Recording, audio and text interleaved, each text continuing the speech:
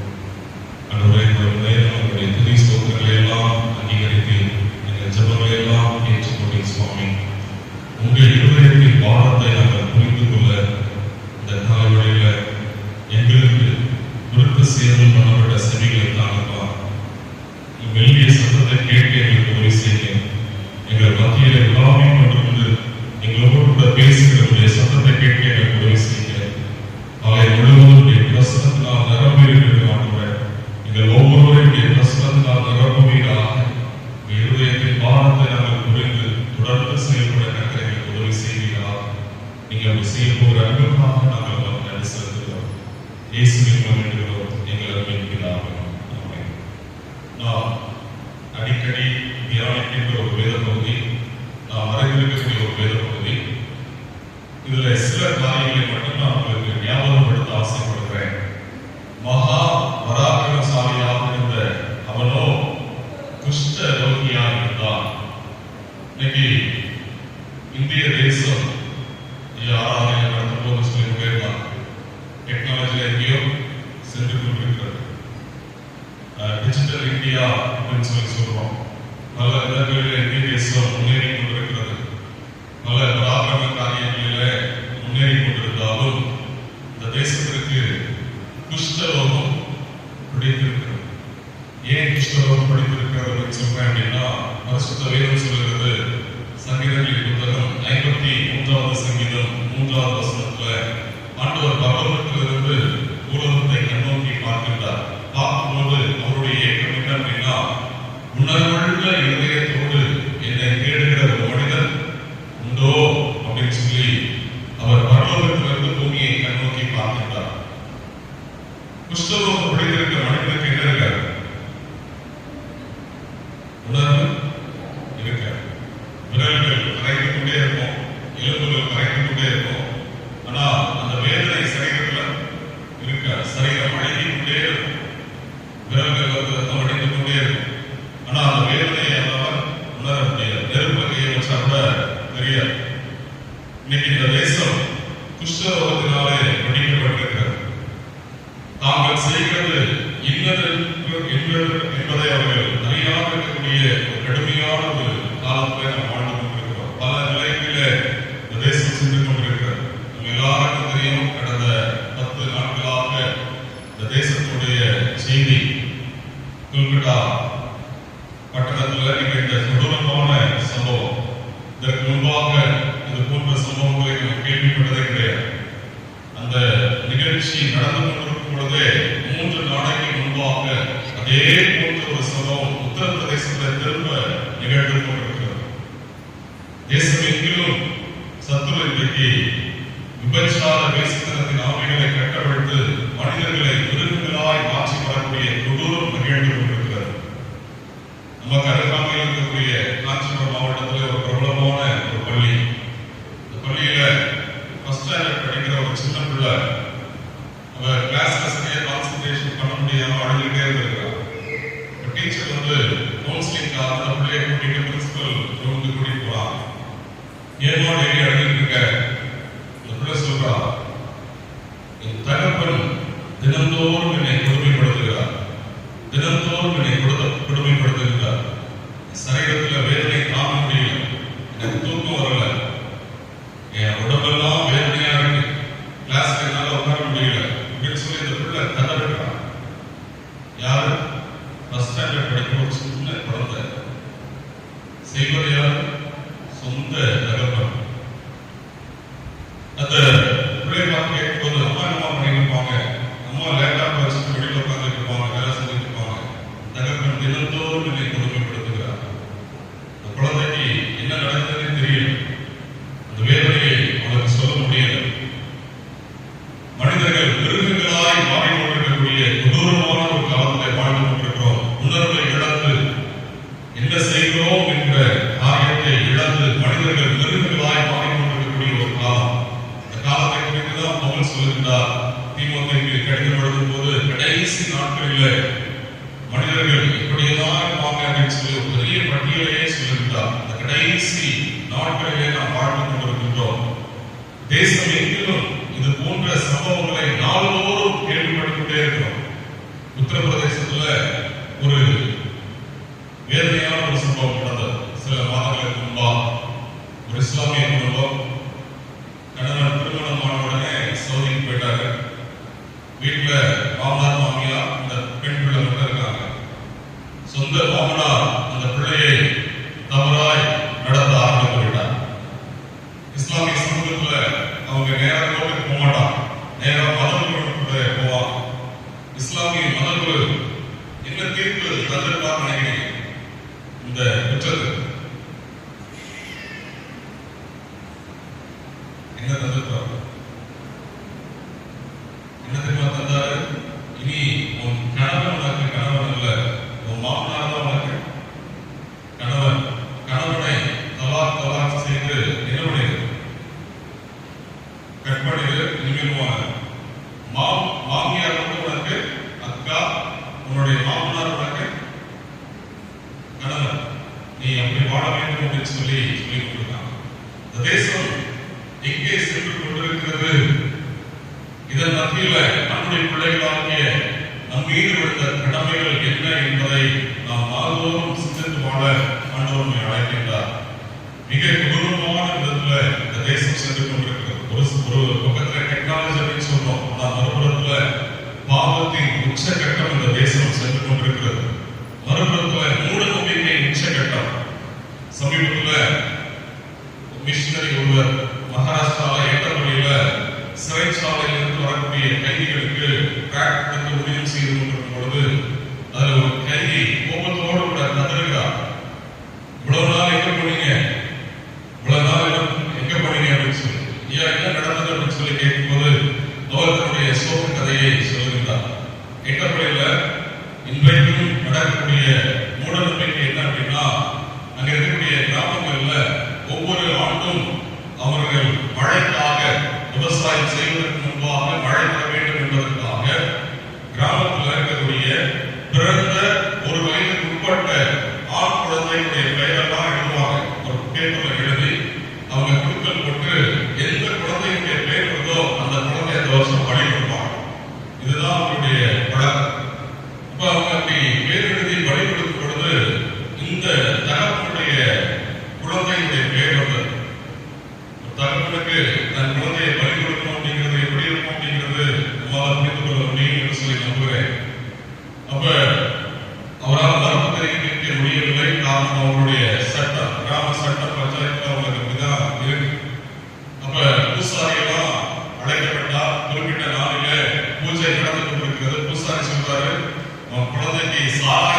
போயிட்டு உன் குழந்தைய எடுத்துட்டு வா, அதுக்கு வலி வேதனை தெரியக்கூடாது அப்படின்னு சொல்லி குழந்தைக்கு சாராயம் ஊற்றி குழந்தைய எடுத்துட்டு வர சொல்றாங்க. சொந்த தகப்பன் நான் பெற்றெடுத்த குழந்தைக்கு சாராயம் ஊற்றி அந்த குழந்தைய எடுத்துட்டு வர தன்னுடைய மடியில் பெற்றிருக்கின்றார். பூசாரி சொல்றான், உன் கையாலேயே உன் குழந்தையுடைய கழுத்தை நீ அறுத்து விடு அப்படின்னு சொல்லு. இந்த தகப்பன் அவருடைய இருதயம் நொறுங்கி தன் கைகளினாலே தன் குழந்தையுடைய கழுத்தை இருக்கிறார். அந்த ரத்தம் பெரிய பாத்திரத்தில் பிடிக்கப்படுகிறது, பூஜை செய்யப்படுகிறது. பூசாரி சொல்றான், உன் குழந்தையுடைய தலையை கொண்டு போய் உன் வீட்டில் 3 முறை சுற்றி உன் கூரையில தூக்கி போட்டுட்டு நீ செய்ய வேண்டிய காரியங்களை செய்ய அப்படின்னு சொல்லி தகப்பன் அதை செய்து நிறைவேற்றும் பொழுது போலீஸ் வந்து அவரை அரெஸ்ட் பண்ணி நரபலி செலுத்தியதற்காக சிறையில் 10 ஆண்டுகள் தூக்கி இருக்கிறது. வெளியே வரும்போதுதான் அவருக்கு இது போன்ற சுவிசேஷம் அறிவிக்கப்பட்டது. ஐயா, இத்தனை ஆண்டுகள் எங்க போனீங்க? நாம் செய்ய வேண்டிய காரியத்தை செய்யாததுனால இந்த தேசம் பாவத்தின் உச்சகட்டத்துல, மூட நம்பிக்கையின் உச்சகட்டத்துல, அழிவின் உச்சகட்டத்துல நாள்தோறும் சென்று கொண்டிருக்கிறது. நம் மீது விழுந்த கடமை மிகப்பெரியது என்பதை புரிந்து இந்த தேசத்துடைய குஷ்டரோகத்தை நீக்க வேண்டிய மிகப்பெரிய பொறுப்பு நம்முடைய கைகளில் இருக்கிறது என்பதை உணர்ந்து இந்த காலவெளியில நம்முடைய மாதத்தில் நாம் சிந்திக்க கடமைப்பட்டிருக்கிறோம். இந்த மனிதனுடைய குஷ்டரோகம் நீக்குவதற்கு ஆண்டவர் சில நபர்களை பயன்படுத்துகிற விதம் ஆச்சரியமான விதம். அதில் ஆண்டவர் பயன்படுத்தின முதல் மனிதன் 5வது வசனத்தை வாசிக்கலாம். 5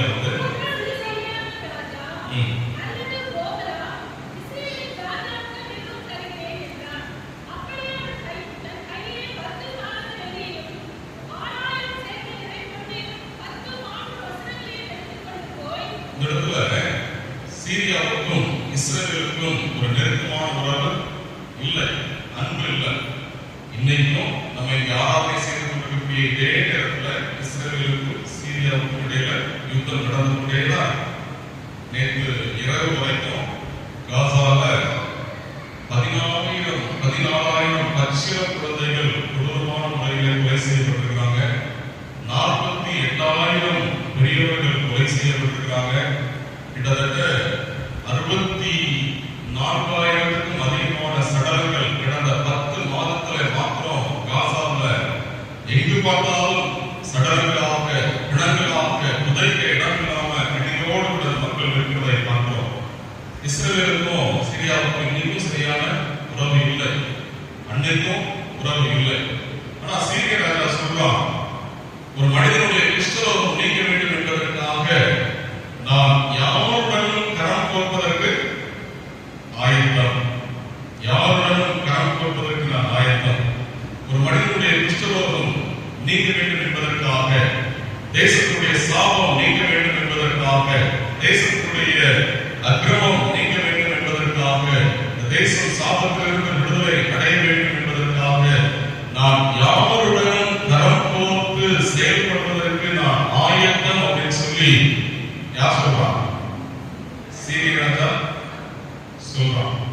ஆனா இன்னைக்கு ஆண்டவரை அறியாத ஒரு ராஜாவினுடைய இருதயத்தில் இருந்த அந்த ஏக்கம், குஷ்டரோகம் பிடித்திருக்கிற ஒரு மனிதன் சுகமடைய வேண்டும் என்கின்ற அந்த ஏக்கம், தேவனை அறியாத ஒரு மனிதன், குஷ்டரோகியாய் வாழ்கின்ற ஒரு மனிதன் விடுதலை அடைய வேண்டும் என்கின்ற அந்த ஏக்கமும் அந்த அன்பும் யாருக்கும் இல்லை. இஸ்ரவேல் ராஜாவுல இல்ல. நீங்க வேதத்தை பார்த்தீங்கன்னா 7வது சொல்றாங்க,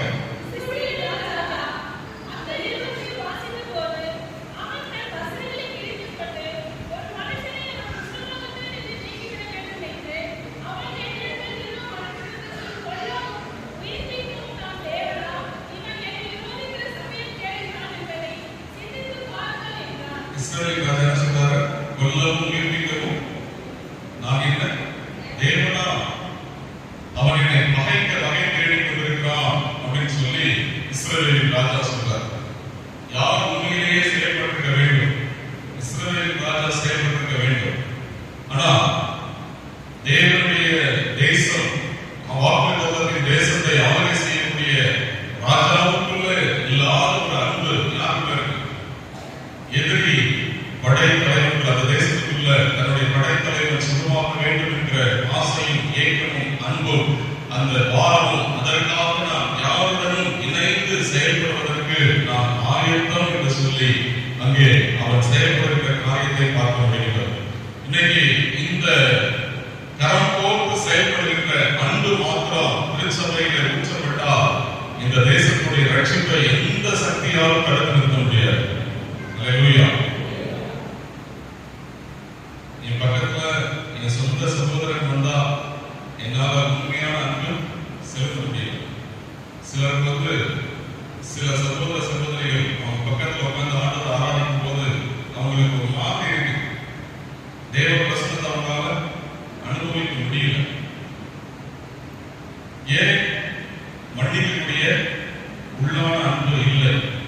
எல்லாரும் தவறு செய்கிறோம். தவறு செய்யாத மனிதர்களே உலகத்தில் இல்லை. ஆனா ஆண்டுடைய பிள்ளைகளாகிய நமக்கு மற்றவர்களை மன்னித்து ஏற்றுக்கொள்ளக்கூடிய அந்த உள்ளான அன்பு இல்லாததுனால இன்னும் இந்த தேசத்தில் ஆண்டவர் கிரியை செய்ய முடியவில்லை. 4635 விதமான மக்கள் கூட்டங்கள், 6,75,000 கிராமங்கள், 1652 வித்தியாசமான மொழிகள் நிறைந்த பரவக்கூடிய தேசத்துல 2000 ஆண்டுகளாக அவனுடைய அன்பை தேசமெங்கிலும் சொல்லிக் கொண்டு வந்தாலும் இன்னும் 2000 இனங்களுக்கு கூட நம்ம சுவிசேஷத்தை சொல்லவே இல்லை. இன்னும் 2300க்கும் அதிகமான இனங்கள் ஏக்கத்தோடு கூட காத்து கொண்டிருக்கிறது. இயேசுவை கல்வியில்லாமல் சொல்லி ஏக்கத்தோடு கூட காத்து கொண்டிருக்கிறது. திருச்சபையுடைய கடமை மிகப்பெரியது, செய்ய வேண்டிய வேலை மிகப்பெரிய வேலை. ஆனால் நமக்குள்ள என்ன இல்லை? உண்மையான அன்பு இல்லை. தேசத்துடைய குஷ்டரோகம் நீங்க வேண்டும் என்பதற்காக, தேசத்துடைய சாபம் நீங்க வேண்டும் என்பதற்காக, இந்த தேசத்துடைய அக்கிரமம் நீங்க வேண்டும் என்பதற்காக நாம் இன்னும் செயல்பட வேண்டிய விதத்தில் செயல்படவில்லை. சொந்த சகோதரனை நேசிக்க முடியாத தேவனுடைய பிள்ளைகளாய், சொந்த சகோதரியை நேசிக்க முடியாத தேவனுடைய பிள்ளைகளாய், சொந்த குடும்பத்திலேயே ஒரு உண்மையான அன்பு இல்லாத குடும்பங்களாய் வாழ்ந்து கொண்டிருக்கக்கூடிய கொடூரமான ஒரு காலம்.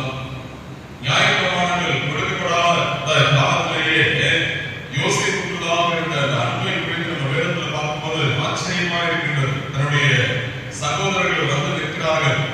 யார் அந்த சகோதரர்கள்? தன் வஸ்திரத்தை பிடித்தவர்கள். யார் அந்த சகோதரர்கள்? நம்மை அடித்து குழியில் தூக்கி எறிந்தவர்கள். யார் அந்த சகோதரர்கள்? 20 வெள்ளி காசுக்கு தன்னை அடிமையாய் விற்றுப்பட்டவர்கள். இத்தனை கொடூரமான காரியங்களை செய்த சகோதரர்கள் வந்து நிற்கும் பொழுது இவனுக்குள்ள அதை குறித்த கொஞ்சம் கூட ஞாபகமே இல்லை. கதறுகிறான். தன் சகோதரை பார்த்த உடனே அங்கே அன்போடு கூட அவன் கதறி தன் சகோதரை அணைத்து அவர்களை முத்தமிடுகிறான். அவன் அந்த வார்த்தை சொல்றான், என்ன நீங்க இப்படி செய்ததுனால நீங்க உங்க மனசுல என்ன பண்ணாதீங்க, தயவு செய்து எதையும் நீங்க வேதனைப்பட வேண்டாம். ஆண்டவரே என்னை அடிப்பதற்கு உங்களுக்கு அனுமதி கொடுத்தார். ஆண்டவரே வஸ்திரங்களை கிழிப்பதற்கு உங்களுக்கு அனுமதி கொடுத்தார். ஆண்டவரே என்னை அடிமையாக இருப்பதற்கு உங்களுக்கு அனுமதி கொடுத்தார். காரணம் தெரியுமா? முழு உலகத்திற்கும் நாம் ஒரு நாளிலே ரட்சகனாய் மாற வேண்டும் என்பது தேவனுடைய திட்டம். முழு உலகத்திற்கு ஆசீர்வாதமாய் மாற வேண்டும் என்பது தேவனுடைய திட்டம். அதற்காகவே ஆண்டவர் கொடுத்த அனுமதிதான் நீங்க அதை செய்யுங்க. என்னை அடிச்சதுனால நீங்க வேதனைப்பட வேண்டாம், உங்க மனசு கிளேசப்பட வேண்டாம், உங்க அன்போடு கூட இருக்கும் அப்படின்னு சொல்லி கட்டி அரவணைக்கின்ற அந்த உள்ளமான அன்பு இன்றைக்கு நமக்கு தேவை. அல்லேலூயா. எத்தனை துரோகம் செய்தாலும், எத்தனை நமக்கு விரோதமான காரியங்கள் செய்தாலும் நம்முடைய ஏக்கம் ஒரே ஒன்றுதான். இந்தியா இயேசுவை அறிந்தே ஆக வேண்டும். இந்த தேசம் தேவனை அறிந்தே ஆக வேண்டும். இன்னொரு தலைமுறைக்கு நான் இந்த தேசத்திற்கான வாய்ப்பை கொடுக்கக்கூடாது. என் தலைமுறையில இந்த தேசம் தேவனை அறிந்தே ஆக வேண்டும் என்று சொல்லி நாம் வரும்பொழுதெல்லாம் அவருடைய சமூகத்திலே கண்ணீர் பிடித்து யாரோடு கூட நமக்கு சரியான உறவு இல்லையோ அப்படிப்பட்ட நபர்களை எல்லாம் இனம் கண்டு பட்டியலை எழுதி வைத்து ஆண்டவரே இவளுக்காக நான் ஜெபிக்க எனக்கு உதவி செய்யும், மன்னிக்க எனக்கு உதவி செய்யும் ஆண்டவரே என்று சொல்லி தேவ சமூகத்திலே அவசரமாய் கதற வேண்டிய ஒரு மிக அவசரமான காலத்துல நாம் வாழ்ந்து கொண்டிருக்கிறோம் என்பதை புரிந்து அவருடைய சமூகத்திலே நம்மை அர்ப்பணம் செய்ய ஆண்டவர் விரும்புகிறார். அன்றைய சுழியம் செய்த காலத்துல வழக்கமான ஒரு உதாரணத்தை சொல்றார். ஒரு ராஜாவிடத்துல கடன் பெற்ற ஒரு மனிதன் எவ்வளவு கடன் பெற்றான்? 14,000 காலத்து கடன் பெற்றான். 14,000 காலத்து கடன் பெற்றவன் ராஜாவுடைய பாதத்துல விழுந்து கெஞ்சுகிறான். தன்னுடைய மனைவி பிள்ளைகள் எல்லாம் சிறை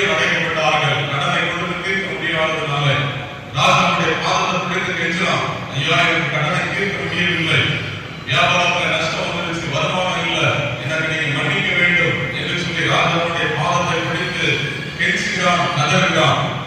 இவனுடைய ஏற்க குரலை கேட்டு ராஜா மனது இறங்குகிறார். சரிங்களா, உன்னுடைய கடனை எல்லாம் உனக்கு மன்னிக்கிறேன் அப்படின்னு சொல்லி மன்னித்து அனுப்புகிறார். இப்ப அங்கே துதித்துக் கொண்டே வெளியே செல்லுகிறவன் தன்னிடத்துல என்றோ ஒருவன் 100 காலத்து கடன் பெற்ற கடன் வாங்கி ஒரு மனிதன் வருகிறான். என்ன செய்யறான்? நேராக அவனுடைய தொண்டையை நெறித்து அப்படின்னு சொல்லி வருகிறார். 14,000 காலத்து மன்னிப்பு பெற்றவர் திரளான பாவங்களை மன்னிக்க பெற்று அவருடைய அன்பை அளவில்லாமல் அனுபவித்துக் கொண்டிருக்கக்கூடிய இந்த மனிதன் தன்னிடத்தில் 100 காலத்து அங்கே கடன் பெற்றவரை மகாராக முடியல, மன்னிக்க முடியவில்லை, மன்னிக்க முடியவில்லை. ராஜாவுக்கு கட்டளை வருகிறது, அவனை தூக்கி எங்க போடுங்க, அழுகையும் பற்கடிக்குமான இடத்துல தூக்கி போட்டு கையை குடையுங்கள் அப்படின்னு சொல்லி சொல்றார். இன்றைக்கு அவருடைய சமூகத்திலிருந்து திரளான மன்னிப்பை பெற்றதுனாலதான் அவருடைய அழகிய ஆலயத்திற்கு நம்ம ஆராய்ச்சி கொண்டிருக்கிறோம். எல்லாரும் ஆமோதிப்போம் என்று சொல்லி நம்புகிறேன். அவருடைய அன்பினால அவருடைய திரளான மன்னிப்பை பெற்றதுனாலதான் நம்ம இங்க வந்து அமர்ந்திருக்கிறோம். இல்லைன்னா நமக்கு வாய்ப்பே கிடைத்திருக்காரு. குரானி புத்தக ரொம்ப அழகா சொல்றாங்க, அடைக்கலாம் குருவியை போன்ற எங்களை, தகையெல்லாம் குருவியை போல எங்களை உடைய ஆலயத்தின் பீடங்கள் அண்டைகளை தங்குவதற்கு எங்களுக்கு இடம் கொடுத்தீங்களே சுவாமி. அல்லேலூயா. அப்படிதான் நமக்கு அந்த பாக்கியம் கிடைத்திருக்கிறது. ஆண்டவருடைய ஆலயத்தின் பீடங்கள் அண்டைகளை தங்கக்கூடிய ஒரு பாக்கியம், ஆண்டவரை பாடி மகிழக்கூடிய ஒரு பாக்கியம், ஆண்டவரை துதிக்கக்கூடிய ஒரு பெரிய பாக்கியம் நமக்கு கிடைத்திருக்கிறது. இன்றோ நம்முடைய பாவங்களிலே அக்கிரமங்களிலே அழிந்து போக வேண்டிய நமக்கு ஆண்டவர் வாய்ப்பை தந்திருக்கிறார். அப்ப இத்தனை திரளான மன்னிப்பையும் தேவனுடைய அன்பையும் நாள்தோறும் பெற்று அகமகிழ்ந்து கொண்டிருக்கக்கூடிய நாம் சொந்த சகோதரனை, சொந்த சகோதரியை, சொந்த மாமனாரை, மாமியாரை, சொந்த மருமகளை, சொந்த மருமகனை இன்னும் மன்னிக்க முடியாம குடும்பத்தில் கசப்புகள், வைராக்கியங்கள், பகை உணர்வோடு வந்து நாம் தேவனை ஆராதிப்பதில் அர்த்தமே இல்லை. ஆண்டவர் இந்த தலைமுறையில சீரிய ராஜாவுடைய உள்ளத்திலிருந்த அன்பை நமக்குள்ளாக ஊற்றுவாராக. ஏகம் ஒரே ஒன்றுதான், தேசம் ரட்சிக்கப்பட வேண்டும், தேசம் தேவனை அறிய வேண்டும். இந்தியாவில் சுவிசேஷம் சொல்லப்பட்டு முடிஞ்சிருச்சுன்னா உலகத்துல எல்லா எல்லைகளுக்கும் சுவிசேஷம் போனது மாதிரி தான். ராஜா சீக்கிரம் வரை காத்து கொண்டிருக்கிறார். அவருடைய வருகைக்கான அத்தனை அடையாளங்களும் நாள்தோறும் நிகழ்ந்து கொண்டே இருக்கிறது. அப்ப அந்த ஒரே ஒரு நோக்கத்திற்காக தான் நம்ம இந்த பூமியில வாழ்ந்து கொண்டிருக்கிறோம். ஆண்டவர் அப்படிப்பட்ட கிருபைகளை நமக்குள்ளாக தந்து ஆண்டவரை துதிக்க ஆண்டவர் நமக்கு உதவி செய்ய ஒரு அழகிய பாடல் ஜெபசிங்கன் எழுந்த ஒரு பாடல். விசுவாசிகள் என்னும் கூட்டம்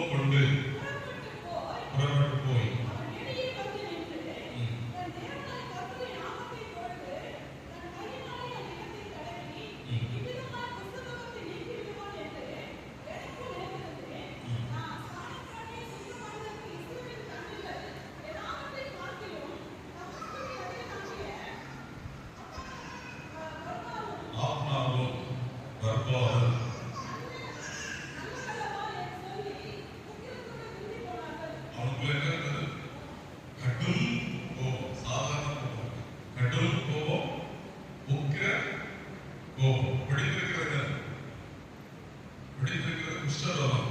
ஆனா இருக்கிறது கடும் கோபம், உக்கிர கோபம். இந்த தேசத்துல அப்படிதான் இருக்கா? எங்க கிட்ட கங்கை இல்லையா, யமுனை இல்லையா, காவிரி இல்லையா, கோதாவரி இல்லையா? இதெல்லாம் எங்க இல்லையா? எங்க கிட்ட இல்லாத நதியா உங்ககிட்ட இருக்கு. எங்க தேசத்துல 200 கோடி விக்கிரகங்கள் இருக்கு. நீ ஒரே ஒரு தெய்வத்தை தான் சொல்லிட்டு இருக்க. எங்க கிட்ட எவ்வளவு இருக்கு? 200 கோடி விக்கிரகங்கள் எங்க தேசத்துல இருக்கு. போதாதுக்கு 90 லட்சம் மனித தெய்வங்கள் இருக்காங்க.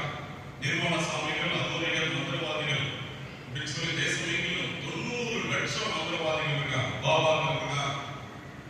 இதெல்லாம் கூட நீ சொல்ற இயேசு பெரியவரா? அவனுக்குள்ள கடும் கோபம், உக்கிர கோபம். இன்னைக்கு சுவிசேஷத்தை சொன்னா இப்படிதான் மக்கள் நிற்கிறாங்க. இந்த காலத்துல நம்மளுடைய அன்பை சொல்லும் போது அப்ப அந்த வேலையாட்கள் எத்தனை பக்குவமாய் அங்கே இறங்கி வேலை செய்கிறார்கள் என்பதுதான் உங்களுக்கு நான் ஞாபகப்படுத்த ஆசைப்பட்டேன். பொதுவா நம்முடைய தேசத்துல இருக்கக்கூடிய மனநிலை என்ன அப்படின்னா, ஒரு தலைவன் இருக்கிறான், அவனுக்கு அடுத்த நிலையில 3 பேர் இருக்கிறாங்க. இந்த 3 பேருக்குள்ள என்ன மனநிலை இருக்கும்? அண்ணன் எப்ப காலியாகும், திண்ணை எப்ப பிடிக்கிறது தானே இருக்கும் இல்ல? அப்ப பொதுவா என்ன மனநிலை இருக்கும்? நாகமான் எப்பயா குஷ்டரோகத்துக்கு செத்துட்டானா நெக்ஸ்ட் படைத்தலைவன் யாரு? நான் தான் அடுத்த படைத்தலைவன். இதுதான் நம்ம தேசத்துடைய மனநிலை.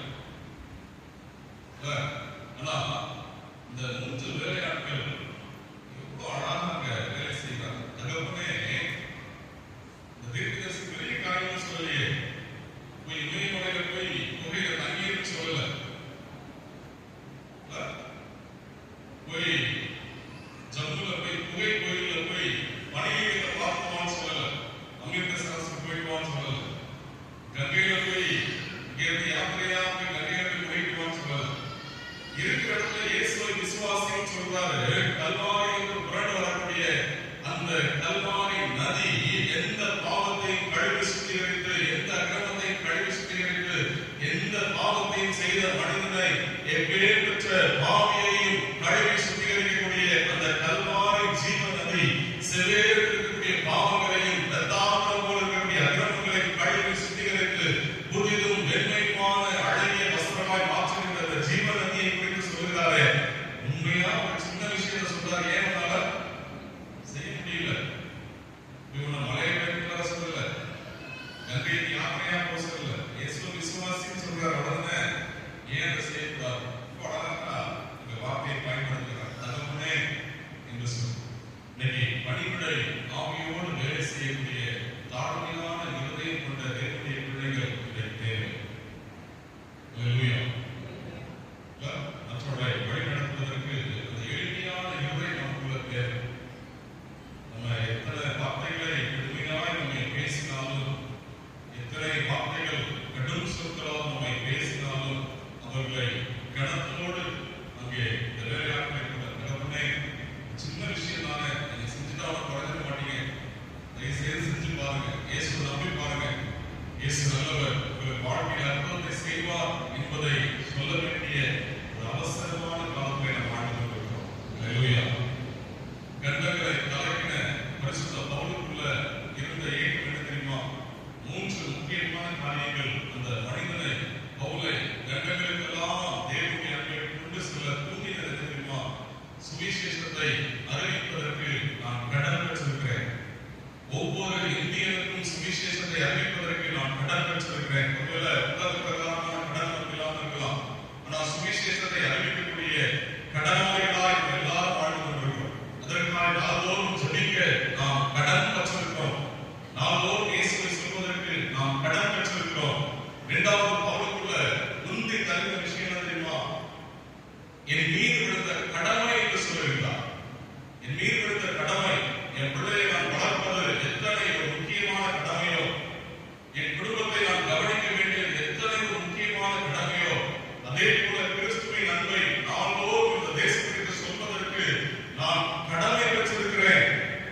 இயேசுவை அறிவிப்பது என் மேல் விழுந்த கடமை. அறிவியாதிருந்தால்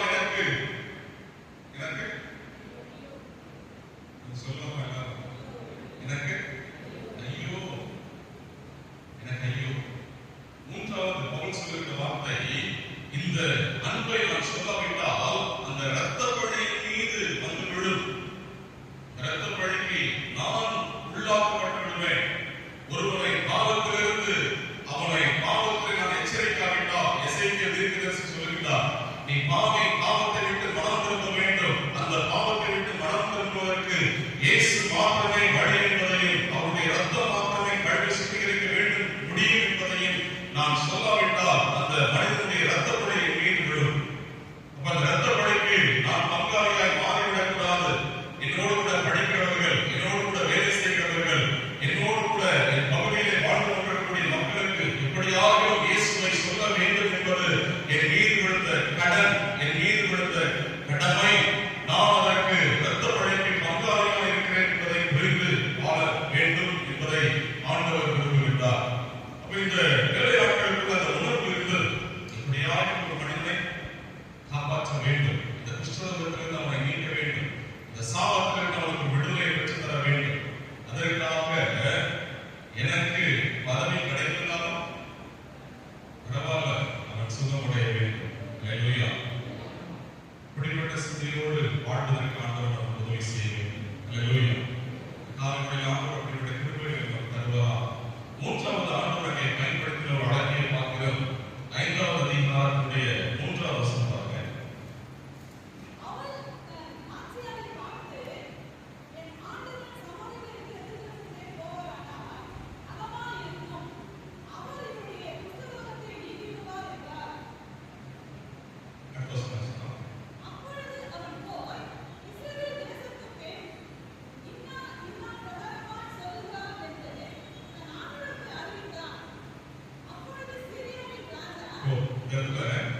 இந்த சிறுபிள்ளை குறித்து நம்ம நிறைய யோசிச்சிருக்கோம். ஒரே ஒரு காரியத்தை நான் உங்களுக்கு ஞாபகப்படுத்த ஆசைப்படுகிறேன். பொதுவா சிறிய படை இஸ்ரவேல் மேல யுத்தம் செய்யும் பொழுதுதான் அங்கே இருக்கக்கூடிய முதியவர்களை கொலை செய்து வாலிப பிள்ளைகளை என்ன பண்ணுவாங்கன்னா சிறை பிடித்து அடிமைகளாய் கொண்டு வருவார்கள். அப்படிதான் தானியேல், சாத்ராக், மேஷாக், அபேத்நேகோ, எசேக்கியேல் தீர்க்கதரிசி போன்ற இளைஞர்கள் எல்லாம் அடிமைகளாய் பிடிக்கப்பட்டு வந்தவர்கள். அந்த வரிசையில தான் இந்த சிறு பிள்ளையும் அடிமையாய் பிடிக்கப்பட்டு வந்தவர்.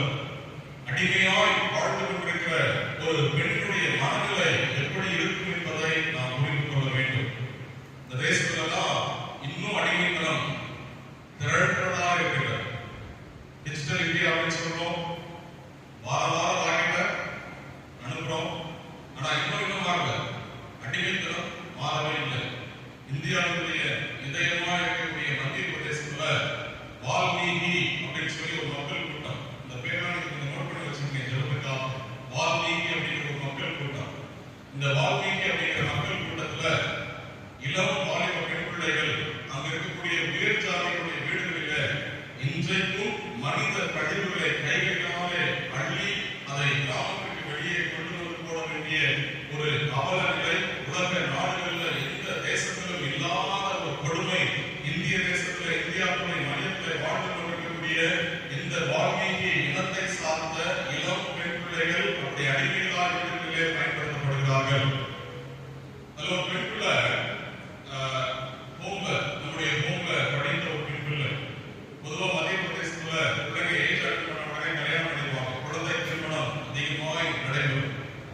14 வயது தான் அந்த பிள்ளைக்கு ஆகிறது. நேற்றுதான் திருமணம் ஆகியிருக்கிறது. இன்றைக்கே அந்த உயர் ஜாதி சமூகத்தை சேர்ந்த அந்த மனிதன் இந்த பிள்ளைய கட்டாயப்படுத்தி நீ வந்து அழிப்போ, யார் வந்து அப்ப அனுப்பா அப்படின்னு சொல்லி அந்த பிள்ளையை வேலைக்கு கூப்பிடுறா. இந்த பிள்ளை போய் இதுதான் கல்யாணம் இருக்கு, இன்னைக்கு மனித கழிவுகளை கையில் அனுப்புறா. அள்ளிட்டு அவருடைய கூடையில அள்ளி போட்டுட்டு தலையில வச்சுட்டா. அந்த கூடை நல்ல கவனிங்க, என்னோட கூட பேசி கொண்டிருக்கிறேன், இந்தியாவுடைய பாரத்தை பகிர்ந்து கொண்டிருக்கிறேன். அந்த கூடையை தலைக்கு மீது ஏற்றி வைத்த பிறகு அந்த கூடையை கீழே இறக்கவே கூடாது. வெளியில கிராமத்துக்கு வெளியில போய் அதை கட்ட வேண்டிய இடத்துல தட்டுறவரைக்கும் கூடையை கீழே இறக்கக்கூடாது. அந்த கூடையை தலையில வச்சுட்டு இந்த பிள்ளை கொஞ்சம் தூரம் நடந்து போறா. மழை பெய்யுது. மழையில அந்த கழிவுகள் எல்லாம் கரைந்து இந்த பிள்ளைக்கு அப்படியே வடியுது. நேற்றுதான் கல்யாணம் இருக்கு. அந்த பிள்ளை பேட்டி எடுக்க சொல்றா, இந்த அடிமைத்தனம் எங்களுக்கு மாறும். எங்களுக்கு இயேசுவை சொல்லிட்டீங்க, ஆனா இன்னும் நாங்க அடிமையில தான் வாழ்ந்துட்டு இருக்கிறோம். இந்த கல்வாரி அன்பை அனுபவிக்கிற எங்களுக்குள்ள இன்னும் மனிதர்கள் மத்தியிலிருந்து விடுதலை இல்லையே. என்னைக்கு இந்த அடிமைத்தனம் மாறும்? லட்சக்கணக்கான பெண் பிள்ளைகளுடைய இருதயத்தில் இருந்த அந்த குமுறல்கள் நாளோறும் பரலோகத்தை நோக்கி அது புறப்பட்டுக் கொண்டே இருக்கிறது. என்னைக்கு யாருக்கு விடுதலை கிடைக்கும்? என்னைக்கு இந்த அடிமைத்தனத்திலிருந்து நாங்கள் விடுதலை பெற போகிறோம்? இந்த அடிமைத்தனம் என்றைக்கு என்னுடைய வாழ்க்கையில மாறும் அப்படின்னு சொல்லி நாளோறும் கதறுகிற ஏற்றுக்குறல். பச்சாடா அப்படின்னு சொல்லி இன்னொரு சமூகம் இருக்கிறது. சொந்த தகவல் சோம்பேறித்தனமான தகவல்மார் தன்னுடைய மனைவியை தன்னுடைய குடும்பத்தில் பிறந்த பெண் பிள்ளைகளை விபச்சாரத்திற்கு அனுப்பி வீட்டில் உட்கார்ந்து சாப்பிட்டு இருக்கக்கூடிய ஒரு சமூகம் பச்சாடா என்கிற கொடுமையான ஒரு சமூகம். மனைவிகளை பெண் பிள்ளைகளை விபச்சாரத்துக்கு அனுப்பி இவன் வீட்டில் உட்கார்ந்து வேலைக்கு போகாம சாப்பிட்டு இருக்கக்கூடிய ஒரு சமூகம் இன்றைக்கு இந்திய தேசத்தில் இருக்கிறது. இந்த பிள்ளைகள் நாள்தோறும் கதறுகிறார்கள், என்றைக்கு எங்களுக்கு விடுதலை கிடைக்கும்? என்னைக்கு விடுதலை கிடைக்கும்? தேசத்துடைய அடிமைத்தனங்கள் என்றைக்கு மாறும்? இதுதான் இந்தியா முழுவதும் வரக்கூடிய ஏற்றுக்குறல். அடிமைகளாய் வாழ்ந்து கொண்டிருக்கிறோமே, என்னைக்கு எங்களுக்கு விடுதலை கிடைக்கும் அப்படின்னு சொல்லி தேவனுடைய அன்பு இந்த தேசத்தில் கரைபுரண்டு செல்லாவிட்டால் அடிமைத்தனத்திலிருந்து விடுதலையே கிடையாது. உண்மையான தேவனுடைய அன்பு இந்த தேசத்திற்காக கரைபுரண்டு செல்ல வேண்டும். அப்படிதான் இந்த சின்ன பிள்ளைகளை பல கேள்விகள் இருக்கும். தாய் தகவலுடைய அரவணைப்புல நான் வாழ்ந்து வந்தேன். இந்த பிள்ளைக்கு 14 வயது தான் இருக்கும், less than 15 தான், ஒரு டீனேஜ் கேர்ள். தாய் தகவலுடைய அரவணைப்புல அன்போடு கூட வளர்க்கப்பட்டவர், பாசத்தோடு கூட வளர்க்கப்பட்டவர். நான் ஏற்கனவே சொன்னது போல அவருடைய பெற்றோர் ஒருவேளை கொலை செய்யப்பட்டிருக்கலாம். தன்னுடைய பெற்றோருடைய மரணத்தை தன்னுடைய கண் முன்பாக அந்த பிள்ளை கண்டிருக்கலாம். அந்த பிள்ளைகளை எத்தனை குமுறல்கள், எத்தனை கேள்விகள் இருக்கும். நாம பார்க்கும்போது அவளுக்கு சந்தோஷம் இருக்குமா? சொல்லுங்க, சந்தோஷம் அதற்கான வாய்ப்பே கிடையாது. ஆனா அவள் நான் அழித்தாலும் பரவாயில்ல, ஒருத்தன் குஷ்டரோகத்திலிருந்து விடுதலையாக வேண்டும். நான் அழித்தாலும் பரவாயில்ல, ஒருத்தன் குஷ்டரோகத்திலிருந்து சுகமாக வேண்டும். ஒருவனுடைய சாபம் நீங்குவதற்கு நான் அழித்தாலும் பரவாயில்ல, அவன் நல்லா தான் போகும் அப்படின்னு சொல்லி ஆசைப்படுகிற அவருடைய அந்த சின்ன வயசுல அவனுக்கு இருந்த அந்த உயரிய பண்பு எத்தனை உன்னதமான ஒரு குணம். ஹல்லேலூயா. இப்ப அவளை வளர்த்த பெற்றோர் எப்படி வளர்த்துவாங்க? ஒரு டீனேஜ் வயசுக்குள்ள வளர்க்குள்ள அத்தனை மெச்சூர்டான பிள்ளை நாம் அழித்தாலும் பரவாயில்ல, நாம் வேலை செய்வது ஒரு எதிரியுடைய வீட்டில் தான் வேலை செய்யறேன், அடிமையாக வேலை செய்யறேன், சாப்பாடு கிடைக்கலாம் தெரியல, சரியான ட்ரெஸ் கிடைக்கலாம் தெரியல, ஒழுங்கா படுப்பதற்கு படுக்கை கிடைக்கலாம் தெரியல. ஆனா நாம் அழித்தாலும் பரவாயில்ல, இவன் சுகமாக வேண்டும், தன் எதிராக குணமடைய வேண்டும், தன் தேசத்துக்கு துரோகம் செய்த மனிதன் அங்கே சுகமடைய வேண்டும் என்கின்ற ஏக்கத்தோடு வாழ்ந்து கொண்டிருக்காங்க. அவளுக்குள்ள இருந்த அந்த உன்னதமான குணம், எப்படியாகிலும் என் தேவனை நான் காண்பிக்க வேண்டும் என்று ஏக்கத்தோடு வாழ்ந்து கொண்டிருக்கக்கூடிய அவளுக்குள்ள இருந்த அந்த ஆத்ம பாரம், எனக்கு எதிரியாக இருந்தாலும் பரவாயில்ல, என் தகப்பன் தாய்க்கு அவன் துரோகம் செய்த மனிதனாக இருந்தாலும் பரவாயில்ல, அவன் ரட்சிக்கப்பட வேண்டும் என்பதில் எத்தனை ஏக்கத்தோடு அவள் வாழ்ந்திருக்கின்றார். தான் ஆராதிக்கின்ற இந்த யெகோவா தேவனை பூமிக்கு காண்பிக்க வேண்டும் என்கிற உணர்வோடு நாள்தோறும் வாழ்ந்தாலே, ஆண்டவரே எங்களுக்கு அப்படிப்பட்ட ஒரு உணர்வை நாள்தோறும் தாழ்வாடுமே என்று சொல்லி அவருடைய சமூகத்தை வாழ்வதற்கு ஆண்டவர் நமக்கு உதவி செய்ய வேண்டும். இன்றைக்கு அப்படிப்பட்ட ஏக்கத்தோடு வாழ்கின்ற பிள்ளைகள் மூலமாக தான் இந்த தேசம் தேவனை அறியும். இந்த தேசம் தேவனை அறிந்தே ஆகும். ஆண்டவர் அப்படிப்பட்ட கிருபைகளை நமக்கு தந்து நம்மை நடத்துவாராக. இப்ப அவருக்குள்ள இருந்த அந்த தேவனை காண்பிக்க வேண்டும் என்கிற ஏக்கமும் அந்த வைராக்கியமும் நம்மை பற்றி பிடிக்க வேண்டும். நம்ம ஊழியம் செய்கிற ஜார்க்கண்ட் மாநிலத்துல போன வருஷத்துக்கு முந்தின வருஷம் ஒரு கிராமத்துல 2 அல்லது 3 குடும்பங்கள் இயேசுவை ஏற்றுக்கொண்டு வைராக்கியமாய் வாழ்ந்தார்கள். திடீர்னு பஞ்சாயத்துல சட்டம் போட்டு இந்த 3 குடும்பங்களையும் வரவழைத்து இயேசு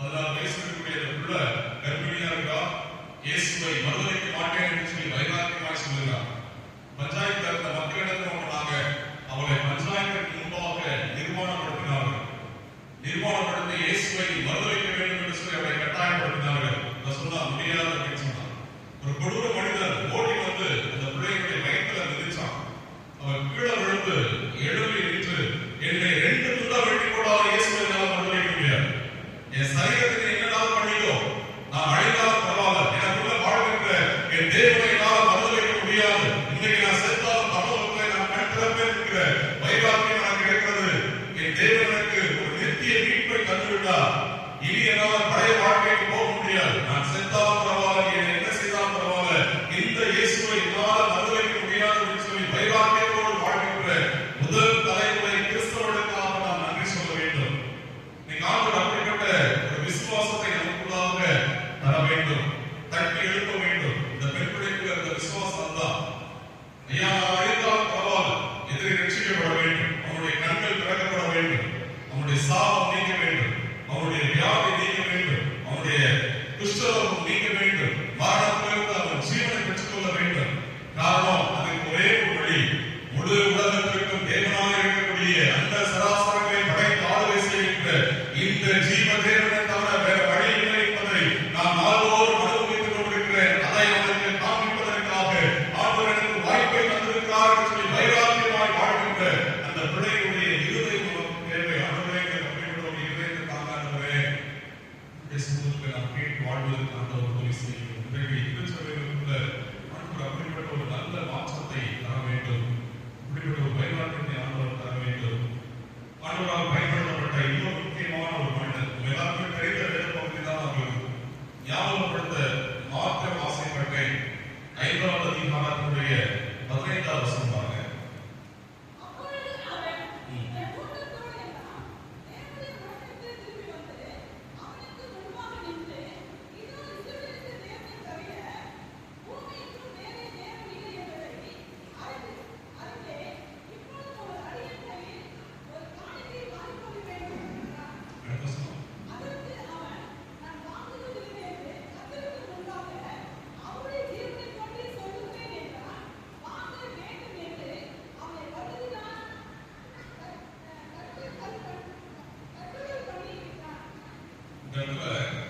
எலிசாவை குறித்து நாம் அநேக காரியங்கள் அறிந்திருப்போம். எலிசாவை குறித்து வேதம் காண்பிக்கின்ற சில வார்த்தைகளை நான் உங்களுக்கு சொல்ல ஆசைப்படுகிறேன். உலகம் எலிசாவை குறித்து சொல்ல சாட்சியம் தெரியுமா? நம்மிடத்தில் அடிக்கடி வந்து செல்கின்ற இந்த தேவனுடைய மனிதர் ஒரு பரிசுத்தமானவர் என்று நான் காண்கிறேன்.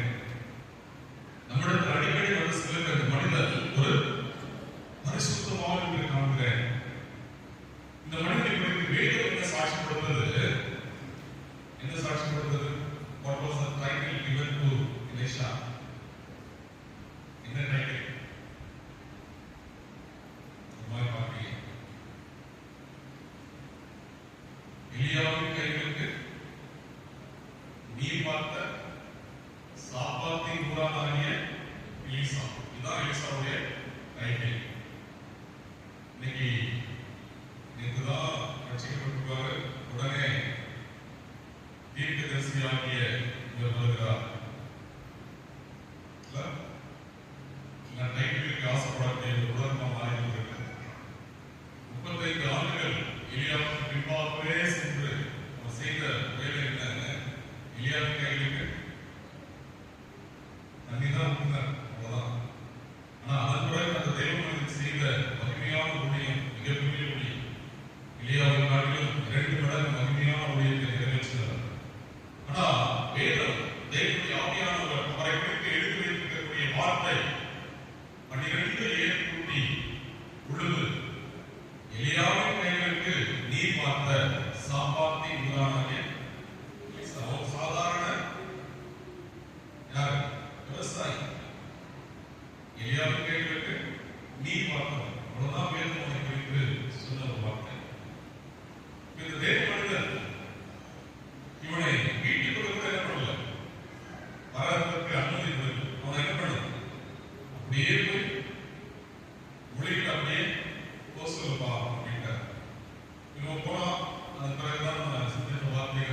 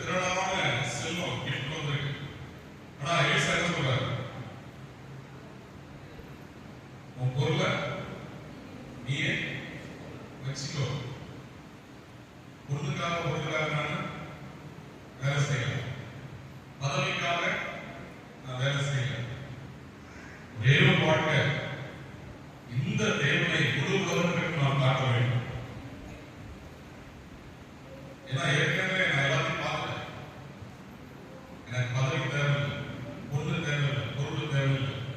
என்னை குறித்து உலகம் சொல்ல வேண்டும், எலிசா ஒரு பரிசுத்தவான். என்னை குறித்து உலகம் சொல்ல வேண்டும், இவன் பொருளாசைக்கு மறைத்தவன். என்னை குறித்து உலகம் சொல்ல வேண்டும், இவன் பதவி வெறிக்கு மறைத்தவன். பதவி வெறிக்கு அவன் மறைத்தவன். நீங்க எத்தனை சண்டைகள் எப்ப இவன் காலியாக போல எப்ப பிடிக்கிறது. இப்படி இருந்தா நம்ம என்னைக்கு இந்த தேசத்தை சந்திக்க போகும்? ஆண்டவருடைய சூழியம் செய்த நாள்ல யாரு லெப்ட் யாரு ரைட் அப்படிங்கிறதுல யாருக்கும் யோவானுக்கும் சண்டை. ரெக்கமெண்டேஷனுக்கு அம்மா வர கொடுக்குறாங்க. அம்மா எனக்கு வரைக்கும் பேசுது. யாரு லெப்ட் யாரு ரைட்? லெப்ட் ரைட்ல தான் ரொம்ப கவனமா இருக்காங்க. அப்புறம் என்ன சொல்றாங்க? இயேசுவின் பேரை சொல்றாங்க. உங்க பேரை சொல்லி கொடுத்தாங்க வந்து பிசாசுகளை தொடர்ந்து கத்திட்டு இருக்காங்க. வானத்திலிருந்து அக்கினியை இறக்கி எலியா செய்தது போல நாங்க செஞ்சிருக்கோமா? ஒரு பிசாசு வர முடியல. ஆனா என்ன சொல்லுவாங்க? வானத்திலிருந்து அக்கினியை இறக்கி அந்த எல்லாரையும் காலி பண்ணிடுவாங்க. ஆண்டவரை பார்த்து சொன்னார், என்ன ஆவியை திரும்பி பாருங்க, என்ன ஆவியை வச்சிருக்கிறார், என்ன ஆவியை வச்சிருக்கிறார். இயேசு அதுதான் கிடைக்கிறார். ஆனா இந்த தேவ மனிதன் பொருளாசைக்கு மறைத்தவர், தேவ மனிதன் பதவி வெறிக்கு மறைத்தவர், தேவ மனிதன் உயிருள்ள நாட்களெல்லாம் பரிசுத்தவான் என்கிற பெயரை பெற்றவர், தேவனை மாத்திரமே உயர்த்த வேண்டும் என்ற ஏக்கத்தோடு கூட வாழ்ந்தவர். எப்பயா வாய்ப்பு கிடைக்கும் இந்த தேவனை நான் உயர்த்த முடியும். அதனால ஆத்மா சொல்லலாம், பூமி எங்கிலும் இந்த தேவன் மாத்திரமே ஜீவனுள்ள தேவன் என்பதை இப்பொழுது நான் அறிந்து கொண்டேன். இன்னைக்கு இந்தியா அந்த சாட்சியை சொல்ல வேண்டும். கிறிஸ்தவர்கள் ஆராதிக்கிற இயேசு கிறிஸ்து தான் இந்தியாவிற்கு ஆண்டவர் என்பதை நாங்கள் இப்பொழுது அறிந்து கொண்டோம். வேற ஒரு தெய்வமே இல்லை. அவங்க செய்த தெய்வ விக்கிரகங்கள் எல்லாம் அவர்கள் கைகளினாலே உடைத்து போடக்கூடிய ஒரு நாட்கள் சீக்கிரத்தில் வர வேண்டும். ஆண்டவர் அப்படிப்பட்ட வலிமையான நாட்களை இந்த தேசத்தில் தர வேண்டும். அதுதான் ஒரு ஏக்கமாக இருக்க வேண்டும். ஆனா பூவோடு சேர்ந்த நான் இருக்கணும். ஆனா என்ன பண்ணுது? நான் சொன்னா எடுத்து பாருங்க. வேணும் அப்படிதான் சொல்லு. 5வது அதிகாரம் 25, 26 வாசம் செய்யலாம்.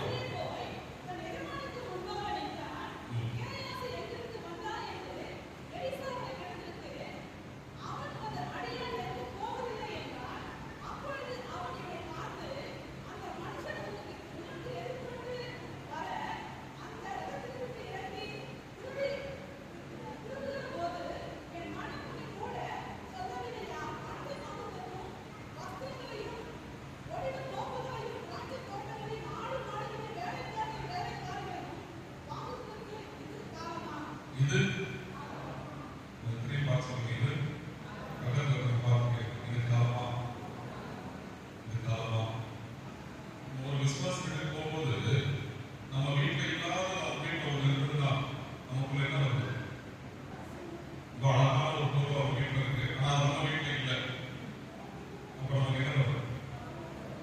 இது நம்ம வீட்டிலே இருந்தா நல்லா இருக்குமே, இல்லை இயல்பா வரக்கூடியது. இன்னும் ஆசை நம்ம என்ன பண்ணல விட்டு போகுது. நல்ல காலம் வச்சிருக்கோம். அடுத்த மாசமே நெக்ஸ்ட் வருஷம் வந்துடும். 1.6 1.7 பண்ணி அப்ப அடுத்தது இதை விட அது பெஸ்டா இருக்கு. அதை எப்ப வாங்குறது?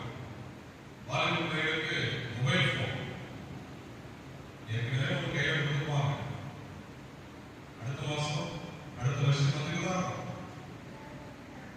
வருஷம் வர பிசாசு நம்ம ஆசையை தூண்டி இதை வாங்க அதை வாங்க இதை வாங்க அதை வாங்குன்னு சம்பளத்தை தாண்டி போய் கிரெடிட் கார்டை கிழிச்சு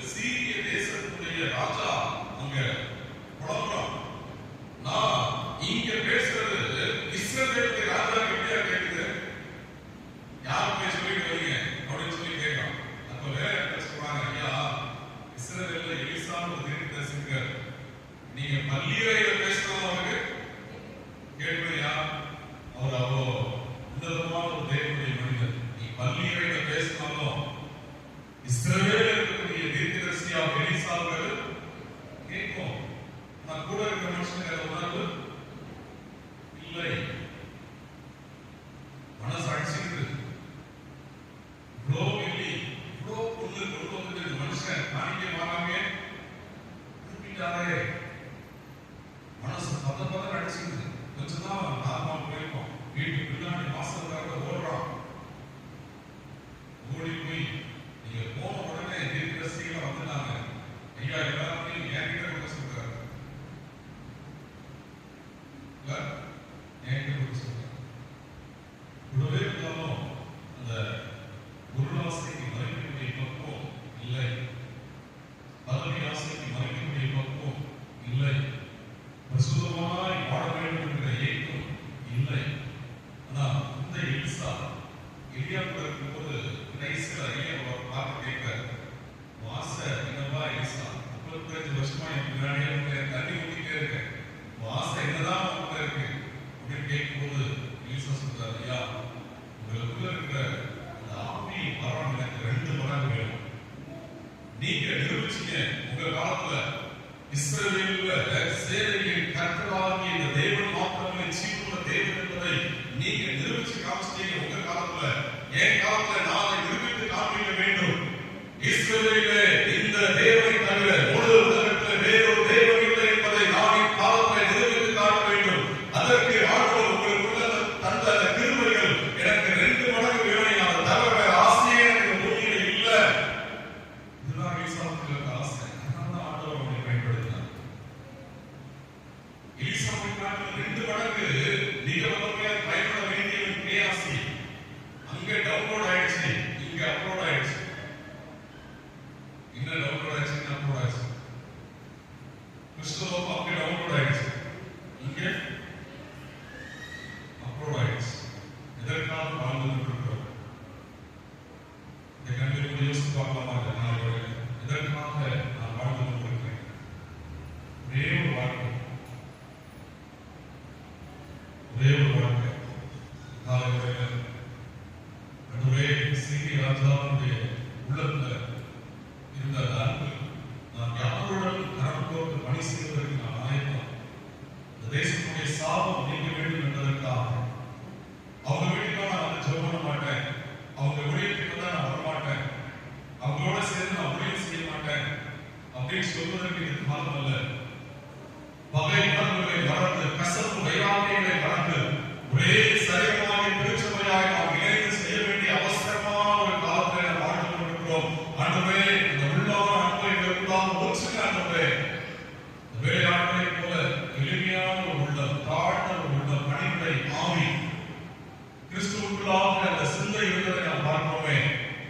தேவனுக்கு சமமாய் இருப்பதை கொள்ளையாக பொருளாக எண்ணாமல் தன்னைத்தான் வெறுத்து அடிமையின் ரூபம் எடுத்து மனுஷ சாயலாய் வந்த கிறிஸ்துவின் சிந்தை இந்த காலங்களில் நம்மை ஆளுகை செய்யட்டும். அந்த சிறு பெண்ணுக்குள்ள இருந்த வைராக்கியம், நான் அழிந்தாலும் என் தேவனை இந்த உலகம் காண வேண்டும், இந்த உலகத்தினுடைய சாபம் நீங்க வேண்டும், அதற்காக நான் எதை செய்யவும் ஆயத்தம் என்று சொல்லி தன்னை அர்ப்பணம் செய்த அந்த சிறு பெண், என் வாழ்நாளெல்லாம் நான் பரிசுத்தமாக என்பதை உணர்ந்து பார்க்க வேண்டும். பதவியை மறைத்து, பொருளாசைக்கு மறைத்து, சுயத்திற்கு மறைத்து வாழ எங்களுக்கு உதவி செய்ய மாட்டேன்.